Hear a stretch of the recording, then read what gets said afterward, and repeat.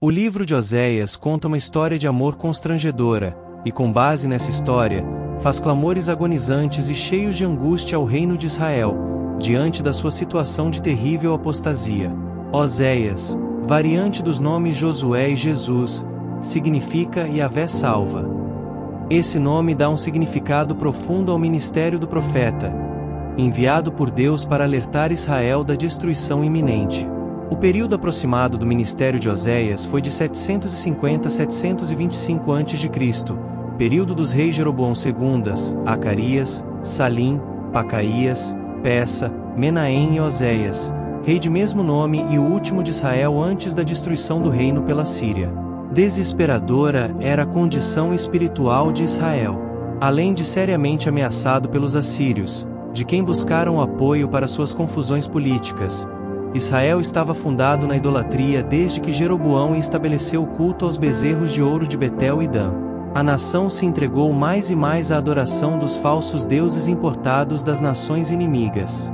O culto a Baal e Astarote, ou Azerá, caracterizavam a crescente degradação do povo, mediante sacrifício de crianças vivas e prostituição cultual, com rituais de sexo e sensualidade. A idolatria estava tão enraizada que a situação do Reino do Norte era desesperadora. Nesse contexto, o livro de Oséias se torna um apelo agoniado pelo arrependimento e a conversão ao verdadeiro e único Deus nos momentos finais do Reino de Israel. No capítulo 1, Deus manda que Oséias se casasse com uma prostituta.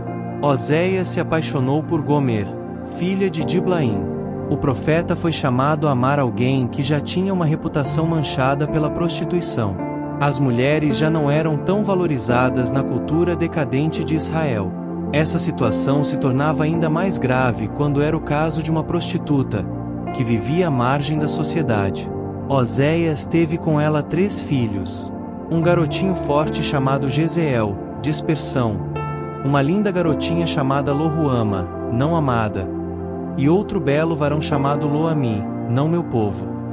Esses nomes vergonhosos teriam que ser carregados pelos filhos de Oséias porque, ao longo desses anos, o povo havia abandonado a Deus, e, depois de muito correr atrás dos seus filhos, Deus finalmente os abandonaria. Eles seriam dispersos, isentos do amor de Deus e finalmente rejeitados. O relacionamento entre Deus e Israel é como pai e filho. Um filho não apanha do seu pai porque o pai é mau. Um filho apanha do seu pai porque ele escolheu apanhar. Afinal, depois de tantas advertências não ouvidas de que o que ele estava fazendo era errado, e resultaria numa surra, o filho estava apenas recebendo o resultado da sua escolha. Foi o que aconteceu com Israel, que recebeu essa advertência dada no Sinai e repetida ao longo de 800 anos. Pelos filhos de Oséias, Deus repreendia seriamente o povo. Deus despojaria a mãe de Israel, ou seja, a nação de todo ouro, prata, trigo, vinho e óleo com as quais ela se prostituiu no culto a Baal. Essas eram riquezas que Deus lhe havia dado, e agora as reteria. Quando a mãe corresse, nua e envergonhada, atrás dos seus amantes, privada e desolada até mesmo do culto a Deus, ela então se daria conta do seu desamparo total por ter se esquecido do Senhor. Mas, depois da dura repreensão, o Salvador a atrairia novamente, e lhe falaria ao coração. Deus novamente se casaria com ela, e a chamaria de amada, favorecida, seu povo. Deus reuniria novamente o seu povo. Muito provavelmente, a mágoa e a angústia de Deus pela nação de Israel, sua esposa adúltera e idólatra, era compartilhada por Oséias. Sozinho, com 3 filhos pequenos para criar, abandonado pela mulher que Deus chamou para amar, a dor e a revolta de Oséias era a mesma dor e revolta que Deus tinha em seu coração. Por isso, o capítulo 2 é um desabafo tão passional de um Deus apaixonado e desamparado.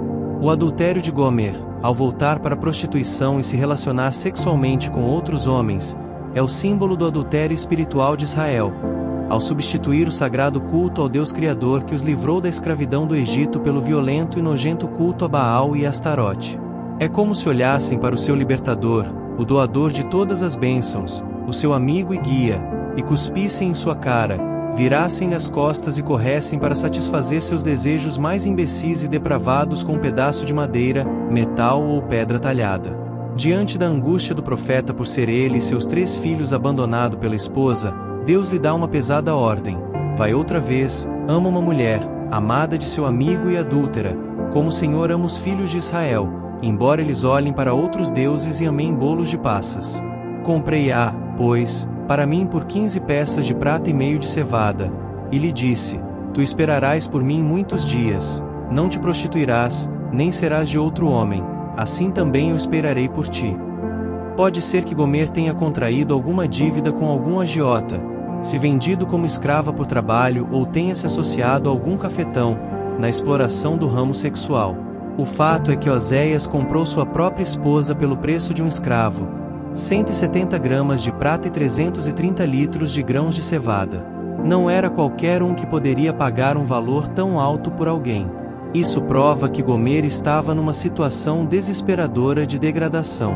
Quem sabe os sentimentos que seu coração quebrado carregava ao se ver como a ralé, a escória da sociedade. Provavelmente ela era uma escrava sexual, tratada como lixo, sem qualquer direito ou privilégios. Para conceder um perdão tão caro, é óbvio que Oséias amava muito a sua esposa, e, mesmo que tenha sido ordenado por Deus, seu perdão foi uma profunda demonstração de amor, e um enorme ato de grandeza. A disposição de Oséias representava a disposição de Deus. O resgate de Gomer representa o resgate de sangue que Deus faria por seu povo, e consequentemente por todos nós, pecadores que adulteraram não só espiritualmente. A dolorosa experiência de Oséias era uma parábola, uma ilustração do amor de Deus, disposto a perdoar um povo que não queria perdão. Ao ser comprada, Gomer não poderia se unir à família que ela abandonara. Primeiro, ela teria que passar por um período de provação e disciplina que duraria muitos dias.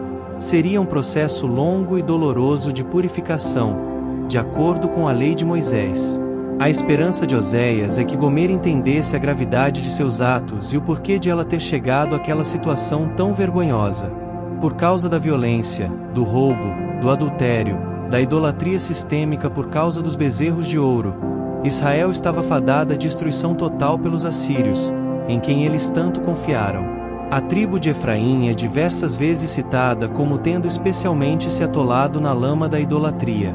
Quando condição política se deteriorou, em vez de Efraim buscar ao Senhor, buscou apoio do império que poucos anos mais tarde destruiria essa tribo. Nem mesmo Judá escapa dos oráculos de Oséias.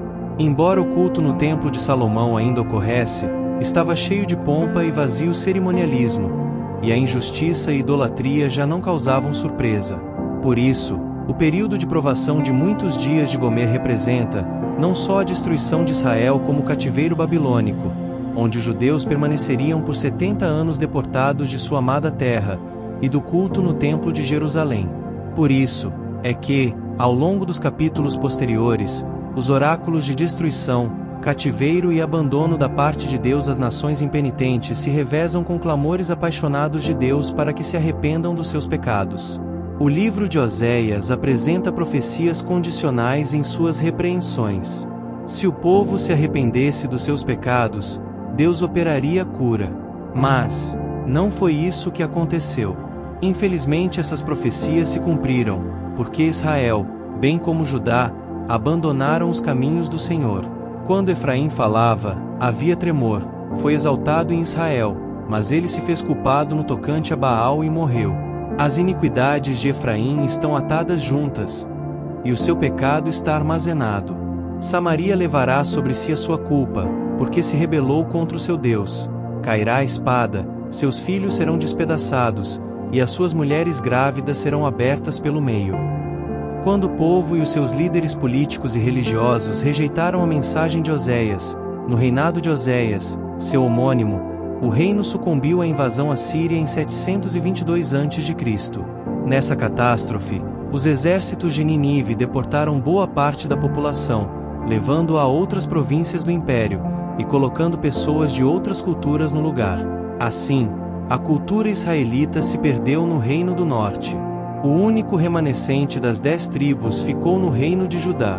Que fim horrível para uma nação que havia sido escolhida por Deus para ser uma bênção às famílias da terra.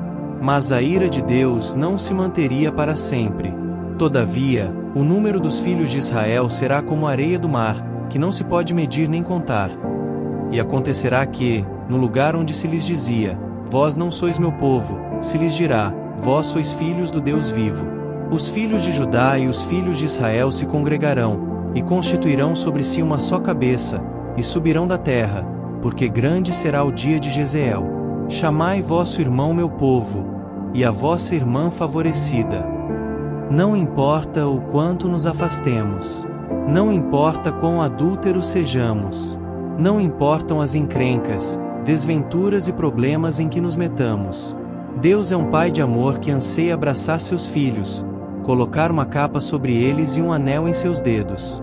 Por isso, Deus foi tão duro em suas repreensões para Israel e Judá, porque ele queria livrá-los das duras consequências dos seus próprios erros.